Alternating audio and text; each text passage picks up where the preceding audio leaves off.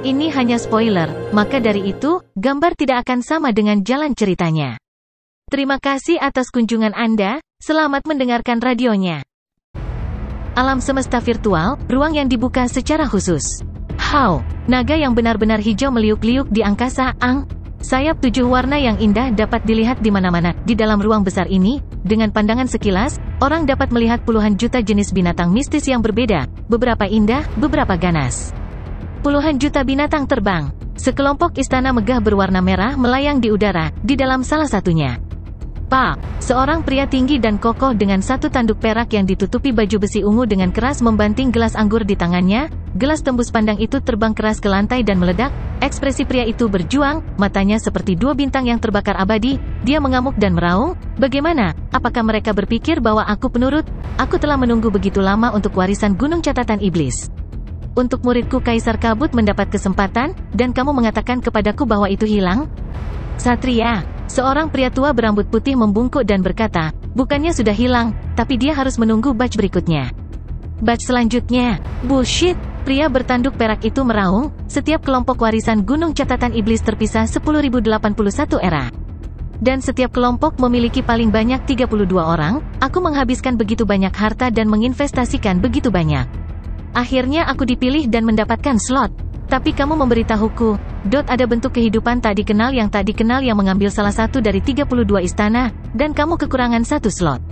Kok bisnis saya ada 1 yang kurang, kenapa mengambil kesempatan murid saya? Kenapa tidak mengambil yang lain?" Pria bertanduk perak itu sangat marah. Satria, pria tua berambut putih itu membungkuk. Ketika pemungutan suara dilakukan, Kaisar Kabut adalah yang ke-32, tepat di belakang, maka orang-orang di atas memutuskan. Keluar, keluar. Pria bertanduk perak itu melambai dengan keras. Pria tua berambut putih itu membungkuk, tidak berani berbicara lagi, dia berbalik dan segera pergi. Ekspresi pria bertanduk perak itu berjuang. Untuk seorang ksatria seperti dia, salah satu makhluk abadi terbesar umat manusia, hampir tidak ada yang membuatnya merasa tertipu, tapi kali ini. Persatuan hebat sekelompok bajingan itu, mereka mengambil hadiah dan bantuan saya, dan sekarang mereka semua bertindak benar, mengambil kesempatan murid saya. Pria itu dipenuhi dengan kebencian, namun dia jelas bahwa sejak mereka membuat keputusan, tidak ada gunanya mengamuk. "Hanya siapa itu? Siapa yang mengambil slot muridku?" Pria itu mengamuk. "Warisan catatan setan? Itu puluhan juta kali lebih berharga daripada kesempatan untuk belajar di kota kekacauan utama, karena tablet kekacauan utama adalah untuk orang-orang untuk mempelajari dan memahami hukum. Namun, pewarisan catatan iblis adalah metode pelatihan yang sangat rinci. Selama seseorang mengikuti pelatihan, kekuatannya akan tumbuh dengan pesat. Tunggu sampai batch berikutnya, 10,081 era nanti." Pria bertanduk perak itu semakin marah semakin dia memikirkannya. Muridnya Kaisar Kabut adalah seorang kaisar yang tidak pernah mati. Untuk menjadi seorang ksatria sangat sulit. Namun melalui pewarisan catatan iblis, pada tingkat derajat tertentu, itu akan sangat meningkatkan peluangnya untuk menjadi seorang ksatria. Saat ini dia tidak tahu siapa yang mengambil kesempatan muridnya, membuatnya menunggu lebih dari 100 juta tahun. Makhluk-makhluk puncak dan urusan mereka, Luo Feng pasti tidak tahu. Dia hanya tahu dia harus mengambil kesempatan dan pergi berlatih. Di dalam istana pusaka, tangga pusaka. Luo Feng telah berdiri di tingkat 1 selama sehari, dia memejamkan mata dan berdiri di tangga batu hitam, dalam pikirannya energi rohnya terus-menerus melatih teknik pewarisan, teknik kuat tanpa nama ini untuk sementara disebut catatan iblis tertinggi. Manual catatan iblis tertinggi ini, menurut informasi yang diterima Luo Feng dari penerbangan pertama, sebagian besar dibagi menjadi 2 bagian. 1 adalah dasar, 2 adalah teknik catatan iblis. Dari mana 99% bagian dasar sebagian besar membuat fondasi yang kuat, setelah itu selesai, teknik catatan iblis akan mudah dilatih. Dasar-dasar di sini mengacu pada amplitudo energi roh. Misalnya saat Luo Feng menguasai 1 bilah terbang, kekuatannya dalam menyerang dengan bilah itu bisa mencapai angka tertentu. Dan batasnya adalah mengendalikan 78 bilah secara bersamaan, 78 bilahnya mencapai kekuatan maksimal, ini membuat amplitudonya menjadi 78. Kembali ketika Luo Feng berada di bumi dan dia masih lemah, dia bisa secara bersamaan mengendalikan sekitar 10 bilah atau lebih dengan kekuatan maksimal. Jiwa memiliki amplitudo energi roh. Tubuh memiliki amplitudo kekuatan. Altar abadi mengukur amplitudo kekuatan. Amplitudo kekuatan normal bisa mencapai 100, itu akan dengan sempurna mengendalikan setiap energi seseorang. Ketika seseorang mencapai 100 dalam aspek itu akan menjadi batas normal. Teori yang sama. Amplitudo energi roh, untuk bisa mengendalikan 100 bilah terbang dengan masing-masing mencapai kekuatan maksimal, itu juga batas normal. Namun, ini dalam keadaan normal. Seperti binatang bertanduk emas dan menggunakan tubuhnya untuk menyerang, amplitudo kekuatan normalnya juga bisa mencapai 80-90. Namun saat ia melepaskan kemampuannya menguat, segera itu akan melompat beberapa kali membuat amplitudo melampaui 100. Seperti Dewa Dunia, kekuatan tubuh akan meningkat beberapa kali juga, mencapai beberapa ratus, dan cakar kanan binatang bertanduk emas itu, saat itu memicu energi sungai darah, kekuatannya akan sangat meningkat. Kekuatan tubuh bisa meningkat berkali-kali. Secara teori, 100 adalah batasnya, namun itu adalah batas normal. Melalui teknik khusus, harta, semua ini dapat meningkatkan batas itu. Dan tambahan ini sangat berharga di alam semesta. Kemampuan alami memperkuat tubuh dan jiwa, pada dasarnya segalanya. Amplitudo jiwa binatang bertanduk emas saat ini adalah 78. Namun begitu ia menggunakan kemampuan alaminya, kekuatannya akan meningkat beberapa kali lipat. Dan manual catatan iblis tertinggi ini, adalah sesuatu seperti Dewa Dunia dari ingatannya, dan bahkan lebih kuat. Begitu seseorang memiliki kemajuan besar dalam Dewa Dunia, itu akan meningkatkan kekuatannya sebanyak 27 kali. Namun, manual catatan iblis tertinggi jauh lebih kuat. Ini adalah warisan ekstrim yang bertujuan untuk menembus semua batas. Sungguh anomali yang misterius. Bahkan lebih kuat dari Dewa Dunia, ini surgawi. Luo Feng membuka matanya dan melihat banyak tingkat langkah di depannya. Sekilas, mereka menjangkau keluar angkasa itu sendiri. Dia mengambil napas dalam-dalam. Dengan satu langkah, dia terbang ke penerbangan kedua. Ketika dia mendarat di penerbangan kedua, teknik yang sangat detail segera muncul di benaknya. Lanjutkan pelatihan. Hari demi hari, tingkat demi tingkat. Di tangga warisan yang membentang keluar angkasa ini, Luo Feng berkembang. Sebenarnya ketika dia pertama kali memulai prosesnya, dia menerima informasi bahwa begitu dimulai, itu tidak bisa dihentikan. Dia harus terus maju. Pelatihan itu sendiri sebenarnya adalah siksaan dari kemauan dan kesadaran seseorang. Saat seseorang tidak dapat menahannya, maka warisan akan secara otomatis berakhir. Di alam semesta yang luas, lebih dari 1 triliun tahun, 100-an ribu bentuk kehidupan yang berbeda semuanya datang untuk menerima warisan. Namun, tidak satu pun dari mereka yang bisa menyelesaikan seluruh proses. Siapa yang tahu berapa lama hal ini akan berlangsung? Kesempatan seperti ini tidak datang dengan mudah, aku tidak bisa melewatkannya. Luo Feng hampir seperti pengemis kelaparan yang makan makanan dalam waktu yang lama, tenggelam dalam pelatihannya. Semakin dia berlatih, semakin dia merasakan amplitudo kesadarannya meningkat. Dengan cepat melebihi 100, batas normal ini terus meningkat lebih jauh. Itu surgawi. Semakin dia berlatih, semakin dia mengerti bahwa jika teknik ini ditukar dengan harta karun alam semesta virtual, itu akan menjadi harga yang selangit. Harta karun mungkin bahkan tidak memiliki teknik seperti itu di dalamnya. Aku hanya punya satu kesempatan ini untuk berlatih. Saya akan berlatih sebanyak yang saya bisa, mungkin saya akan membuat kemajuan besar. Tidak masalah, jika saya tidak mencobanya, bagaimana saya akan memaafkan diri saya sendiri? Ketika Luo Feng berada di dalam inti gunung catatan iblis yang menerima warisan, para pembunuh yang dikirim oleh pejabat Poyu dari Sekte 1000 Bintang bermasalah. 6 bulan kemudian, alam semesta virtual, di sebuah pulau khusus untuk para pejuang bintang 9 untuk tinggal. Di pulau itu, sekelompok istana menempati ruang yang sangat besar. Itu adalah markas besar Sekte 1000 Bintang di alam semesta virtual. Di istana tertentu, Tuhan, 2 penguasa sektor dan 2 penguasa domain membungkuk dengan hormat. Rambut panjang Poyu yang sangat cantik tergerai, kecantikan yang mutlak. Dia duduk di singgasana, bersandar ke belakang dan melihat ke bawah. Kalian belum menemukan target? Ya, Tuhan. 4 orang itu gugup. 4 berasal dari 6 awal yang dikirim, 2 lainnya sudah mati di dalam gunung catatan iblis. Hal-hal yang tidak berguna. Si cantik mutlak mendengus dingin. Aku akan memberimu waktu setengah tahun lagi. Kuharap kau tidak akan mengecewakanku. Ya. Keempatnya memiliki manik-manik keringat dingin dari dahi mereka.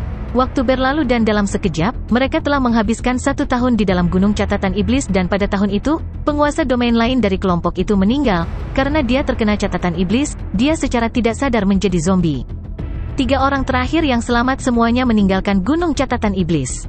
Selamat, kalian bertiga telah bertahan selama 1 tahun di dalam gunung catatan iblis. Kalian memiliki hak untuk memasuki perusahaan alam semesta virtual kami.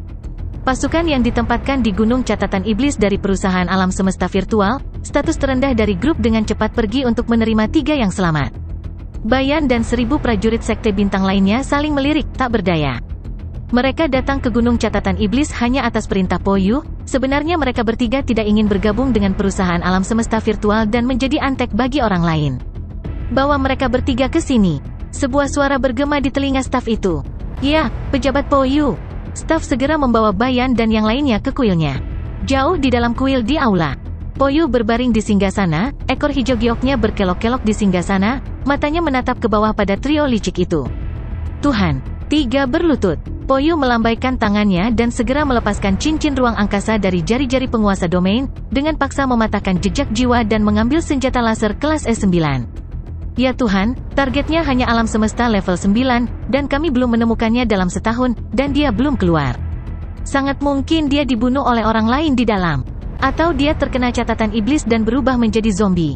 Yang terkuat dari semuanya, Tuan Sektor level 9 Bayan berbicara. Semoga saja begitu. Po Yu mengangguk, tatapannya menyapu melewati tiga. Mata mereka segera menjadi kaku. Setelah itu, putong, mereka jatuh ke lantai, mati. Namun, Anda semua tahu terlalu banyak, Anda harus mati. Po Yu berkata dengan dingin, mengirim orang untuk membunuh seorang jenius penting dari perusahaan alam semesta virtual. Saat dia ditemukan, dia, seorang pejabat tingkat abadi, bahkan jika dia tidak terbunuh, dia akan dikunci di neraka luar angkasa. Tahun Pang itu seharusnya 80 hingga 90% mati. Po Yu bergumam pelan. Setelah itu dia tersenyum menawan, ruang di sekitarnya tampak meledak dalam warna tiba-tiba. Po Yu bermalas-malasan sepenuhnya di atas takhta, jari-jarinya yang seperti batu giok putih dengan lembut mengetuk sandaran tangan, tatapannya tertuju pada tiga tubuh di bawahnya, ruang sedikit melengkung dan riak ruang dengan kekuatan hukum asal dari yang abadi. Menutupi tiga tubuh, dengan beberapa retakan, mereka segera menjadi debu. Bajingan itu, dia seharusnya mati, namun, dia hanya tertarik. Po Yu bergumam pelan. Tiba-tiba, langkah kaki tergesa-gesa datang dari luar. Guru! Guru! Teriakan khawatir datang dari luar istana. Masuk, Po Yu dengan lembut mengerutkan kening, berbicara.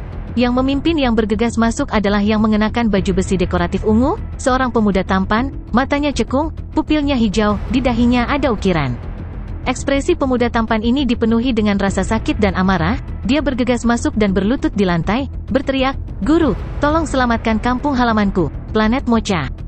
Apa yang sedang terjadi? Po Yu mengerutkan kening. Planet Mocha kampung halamanmu adalah planet yang kuat dengan beberapa kematian. Mengapa kamu membutuhkanku untuk menyelamatkannya?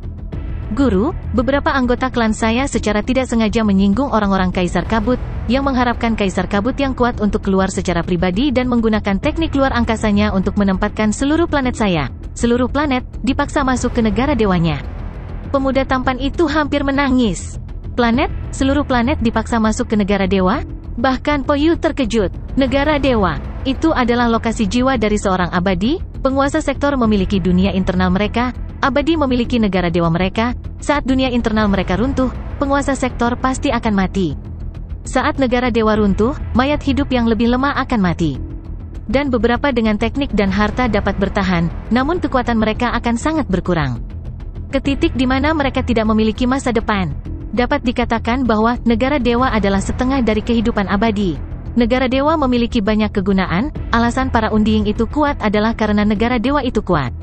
Di sana, kekuatan abadi akan sangat meningkat. Walaupun seseorang bisa memaksa musuh masuk ke negara dewanya, dengan kekuatannya meningkat jauh lebih besar, itu juga memberi musuh kesempatan untuk menyerang negara dewanya.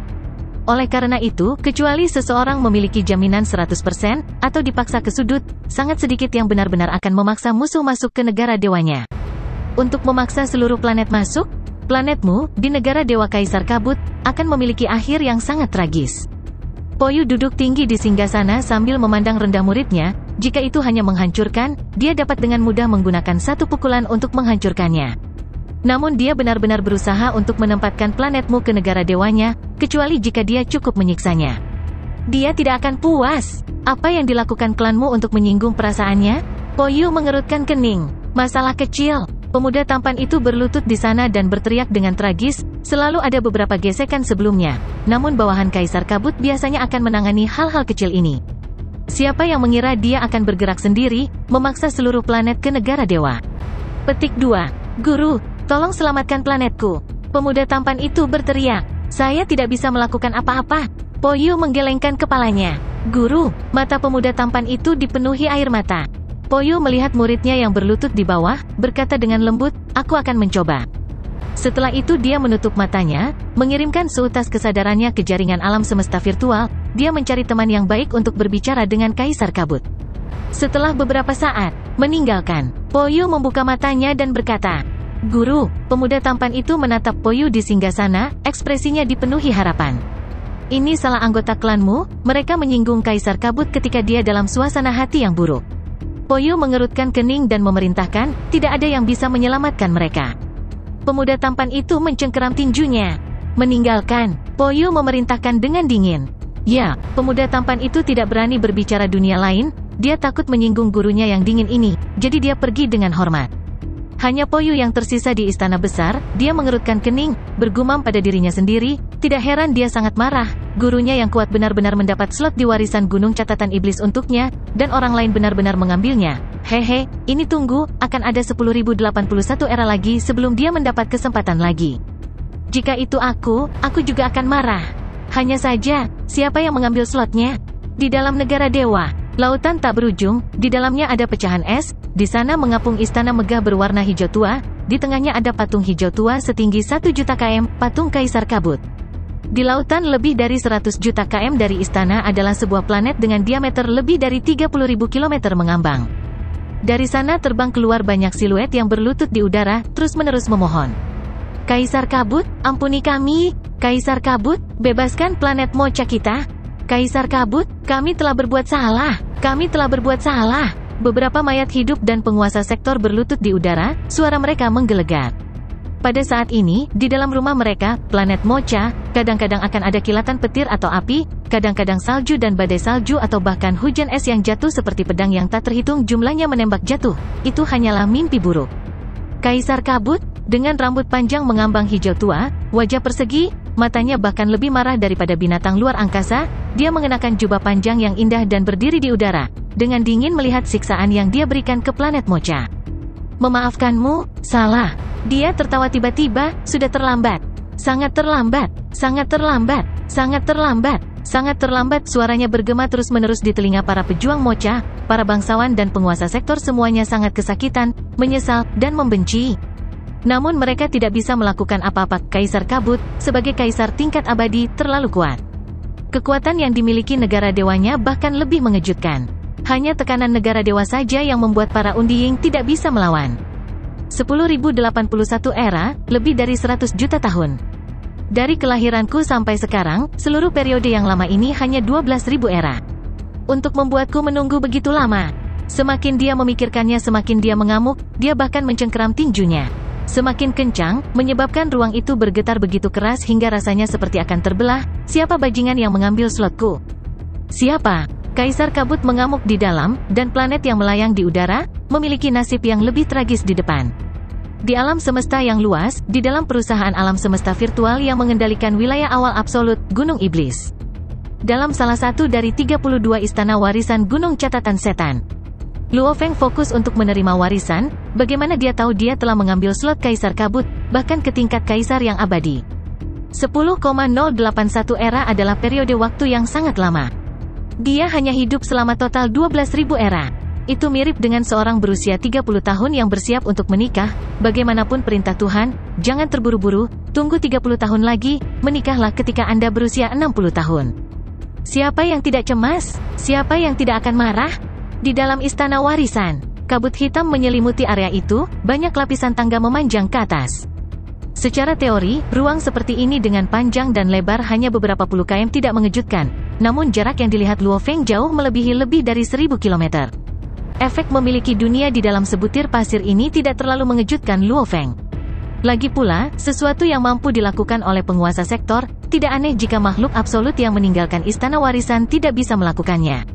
Selesaikan bagian lain. Luo Feng membuka matanya, wajahnya dipenuhi dengan kegembiraan, dia menjadi seberkas cahaya dan menuju ke tingkat yang lebih tinggi. Pak, saat dia melangkah di tangga, metode pelatihan yang lebih dalam sekali lagi mengalir, secara bersamaan sebuah suara bergema di dalam ruang. Luo Feng berbalik untuk melihat. Kata-kata misterius muncul di ruang samping, mirip dengan gaya kata-kata di tablet batu sebelumnya, meskipun Luo Feng tidak mengenalinya, dia langsung mengerti artinya. Pemula, dia terkejut. Rangkuman kata-kata tersebut adalah bentuk kehidupan yang telah memilih untuk menerima warisan. Kamu telah menerima 1/10 bagian pertama dari warisan catatan iblis. Warisan umum catatan iblis memiliki total 3 bagian, untuk dapat menyelesaikan bagian pertama sepenuhnya. Akan memberimu gelar pemula, dan menerima hadiah pemula. Akhir dari bagian pertama ada di kuil yang jauh itu, hadiah pemula ada di sana. Bekerja keras, gemuruh, tangga tempat dia berdiri terbentang jauh, dan saat ini masih tak berujung, tingkat demi tingkat. Akhirnya, jauh sekali, di ujungnya, di ruang yang jauh itu, ada sebuah kuil yang sulit dijangkau. Melihat dengan jelas dengan mata telanjang. Akhir dari bagian pertama, hadiah pemula. Luo Feng melihat ke kuil yang jauh, berpikir, saya baru menerima warisan selama sekitar 1 tahun, sekitar 300 tingkat. Dan saya baru menyelesaikan 1/10 bagian pertama. Kemudian bagian pertama ini, bukankah itu memiliki lebih dari 3000 level? Bagian 1 memiliki lebih dari 3000 level. Sebanyak 3 bagian. Jika 2 bagian selanjutnya sama, akan ada lebih dari 10k level. Untuk menyelesaikan semua tangga dan menyelesaikan warisan, berapa lama waktu yang dibutuhkan? Luo Feng tidak bisa membantu tetapi terkejut. Mengatakan adalah satu hal. Namun sebenarnya, lebih dari 1 triliun tahun sejak Gunung Iblis ada, dengan 100-an ribu menerima warisan, namun tidak ada yang pernah sepenuhnya menyelesaikannya.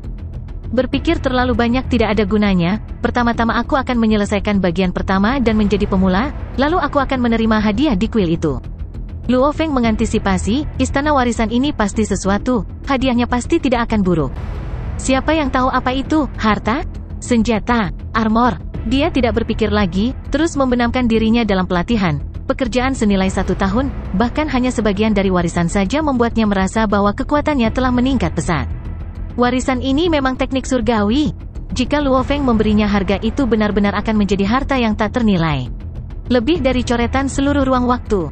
Aku benar-benar harus berterima kasih kepada Mo Luo untuk tendangan itu. Luo Feng berseru dalam hati. Ketika dia pertama kali memasuki istana warisan, anggota klan Mosa telah memasuki dunia internalnya, inti berada di dalam tubuh buminya. Di dalam inti internal Luo Feng, jiwanya yang telah mengembun menjadi bola kristal, diselimuti kabut yang mengambang tentang ini adalah energi roh Luo Feng, energi yang tak terhitung jumlahnya terkondensasi menjadi ukiran, sejumlah besar dari mereka menembus bola kristal. Hampir seperti racun yang menginfeksinya, menyebabkan bola mengalami sedikit perubahan saat menyerap ukiran. Meskipun perubahannya kecil, itu konstan dan terus berubah. Bahkan untuk sesaat, tubuh bumi Luo Feng dan binatang bertanduk emas mengendalikan energi roh untuk melatih jiwa mereka. Butuh waktu untuk ditempa menjadi baja. Sepotong logam perlu dihancurkan berulang kali dan dibentuk berulang-ulang untuk menjadi baja. Pada saat ini, jiwa Luo Feng sedang melalui proses ini. Dalam melatih teknik nada iblis tertinggi, jiwanya terus berubah dan berkembang, hampir seperti sepotong logam yang dibentuk menjadi baja. Begitulah proses yang dialami jiwanya. Mirip dengan dewa dunia, itu juga merupakan perubahan dalam tubuh. Melepaskannya akan mengecilkan tubuh, menyebabkan kepadatan otot dan tulang, timbangan del meningkat pada tingkat yang ekstrim. 99% dari dasar-dasar teknik catatan iblis tertinggi adalah mengubah jiwa. Melepaskan ini akan membuat amplitudo kontrol jiwa seseorang meningkat pesat. Jiwa seorang penguasa sektor normal, menggunakan kekuatan maksimum pada senjata pembunuh, biasanya akan mampu mengendalikan hingga 100 dari mereka. Amplitudo tubuh tuan sektor normal paling banyak 100 kali lipat. Ketika Luo Feng berdiri di tangga ke-100, amplitudo energi rohnya sudah mencapai 100. Ini, dalam keadaan normal akan menjadi kesempurnaan penguasa sektor. Dan sekarang setelah dia berada di atas level 360, amplitudo energi rohnya telah mencapai lebih dari 360. Apa artinya ini? Ketika dia pertama kali tiba di sini, amplitudonya hanya 70-80, sekarang lebih dari 360. Itu telah melompat 5 kali. Perbandingan sederhana, ketika dia pertama kali mulai dia hanya memiliki 1 senjata. Sekarang dia punya 5. Kecepatan penggunaan energi rohnya adalah 5 kali lipat dari sebelumnya. Ini mirip dengan 5 lawan 1. Luo Feng melihat tangga yang memanjang selamanya, melihat ke angkasa yang jauh dan kuil di ujungnya, dia tidak bisa menahan diri untuk tidak bersemangat. Alam semesta virtual, kawasan publik Gunung Yuxiang, di dalam loteng hotel yang tenang. Kaisar Truyan lapis baja emas berbaring di sofa, kelopak matanya terkulai, dia mengeluarkan energi marah yang kuat, memenuhi seluruh ruangan, bahkan semua staf ketakutan ketika mereka berdiri di sudut tidak berani membuat suara, mereka membersihkan tenggorokan mereka dan menahan napas. Terkekeh, kaisarian sejati. Tawa dingin menusuk yang aneh bergema di dalam ruangan. 2 orang berjalan dari tangga. Kerangka kurus seperti manusia dengan mata seperti dua bola api, dagunya berjanggut kambing, dia mengenakan jubah emas dan memegang dua bola bundar emas yang dia mainkan. Di belakangnya ada seorang pemuda tampan, Mo Luo. Mo Luo, meskipun dia sudah tua, karena garis keturunannya, dia akan tetap terlihat seperti anak muda. Kamu telah datang, Truyan melirik. Terkekeh, Kaisar yang sejati, kamu mencari muridku kali ini, itu berarti kamu membutuhkan bantuan dariku. Sebelum aku, jangan jelek. Pria tua kurus berjubah emas itu terkekeh, berbaring di sofa di sampingnya dan memerintahkan, staf, tinggalkan kami. Ya, semua staf dengan patuh pergi, hanya menyisakan 3 orang di ruangan itu. Benar Yan, Mo Luo dan Guru Mo Luo. Jika bukan karena muridku Luo Feng, aku akan terlalu malas untuk bertemu denganmu, melihatmu membuatku jijik. Benar Yan tertawa dingin.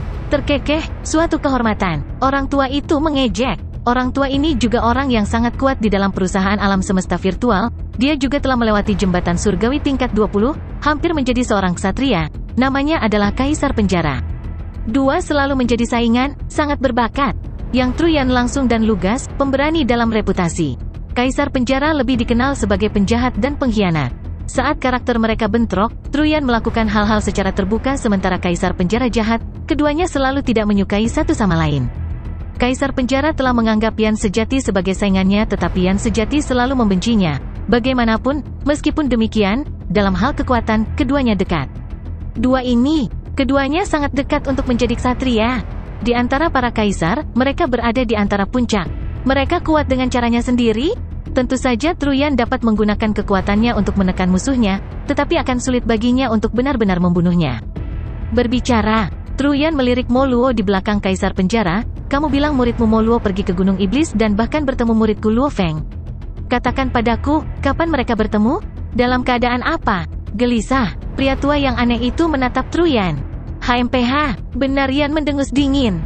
Dia memang cemas. Ini karena perusahaan alam semesta virtual telah memberitahunya sebelumnya bahwa Luo Feng telah berada di Gunung Catatan Iblis selama lebih dari setahun tetapi dia belum menjawab atau memberikan pemberitahuan apapun, dan misi tingkat yang mustahil sangat berbahaya saat mereka terkena serangan.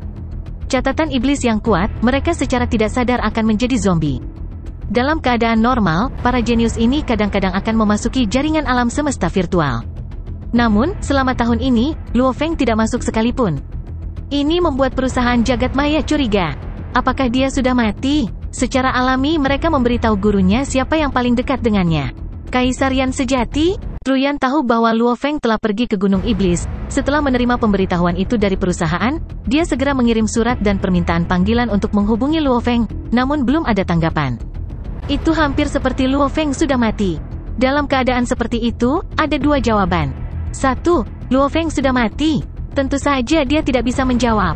2. Dia tenggelam dalam pelatihan dan mematikan semua komunikasi agar tidak terganggu oleh apapun. Gelisah, pria tua berjubah emas itu mengejek, sepertinya muridmu belum membalasmu. Sebenarnya, tidak mendapat tanggapan, bukan berarti dia sudah mati, dia mungkin dikurung dalam latihan atau semacamnya.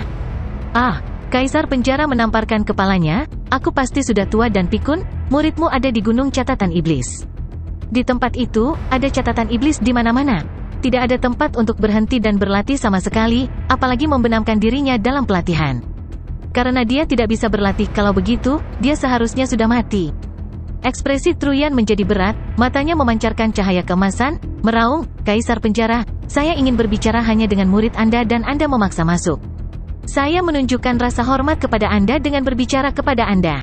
Jangan memaksakannya. Tanda seru petik 2. Terkekeh, kamu pasti cemas. Orang tua itu melambaikan tangannya, muridku yang baik, katakan padanya. Ya, Mo Luo membungkuk hormat.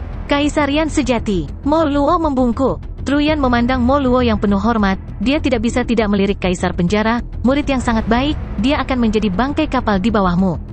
HMPH, pria tua berjubah emas itu tidak tahan untuk tersenyum. Berbicara, Truyan memandang Mo Luo. Kapan kamu melihat Luo Feng?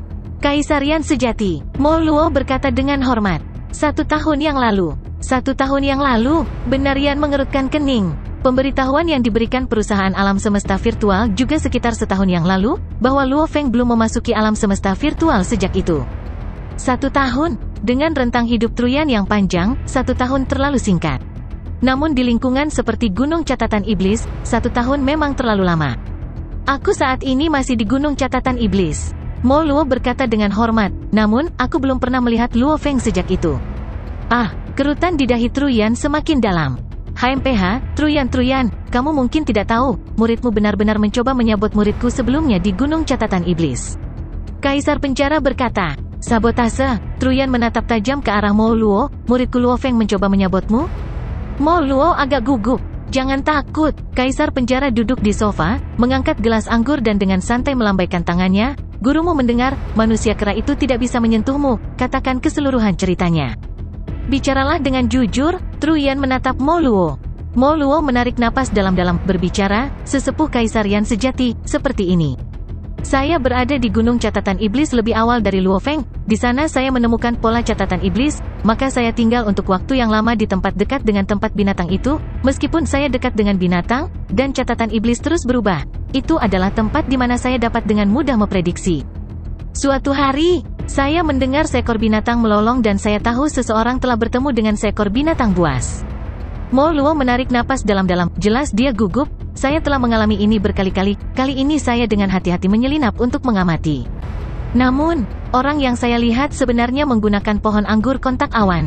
Saya langsung menebak bahwa orang ini jelas bukan penduduk asli tingkat 9 alam semesta pasti tidak akan memiliki bentuk kehidupan tanaman yang membantu penguasa domain level 9.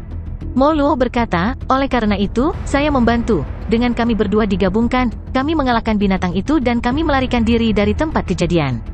Ketika dia melihat saya, dia segera mengenali saya. Dan dia berubah ke bentuk aslinya. Itu sebenarnya Luo Feng. Untuk bertemu orang-orang kita sendiri di Gunung Catatan Iblis, saya sangat senang. Saya mengobrol dengannya sebentar saat kami melarikan diri karena binatang itu akan beregenerasi dan mengejar kami. Namun saya tidak menyangka, saya tidak berharap. Mo Luo menggigil. Benarian mengerutkan kening. Ketika penjaga saya turun, ketika kami melarikan diri bersama, dia tiba-tiba menyerang saya, dari jarak dekat, saya tidak bisa bertahan tepat waktu, saya langsung terluka parah. Dan saya berjuang keras untuk melindungi diri saya sendiri setelahnya. Mo Luo menggelengkan kepalanya, sebenarnya dalam sekejap aku diserang, aku mengerti, dia mungkin menganggapku sebagai lawan dalam pertempuran kualifikasi, menyingkirkanku berarti dia akan memiliki peluang lebih besar untuk memasuki wilayah utama. Petik 2. Terkekeh, Benarian, kamu sudah mendengarnya. Pria tua berjubah emas itu tertawa dingin.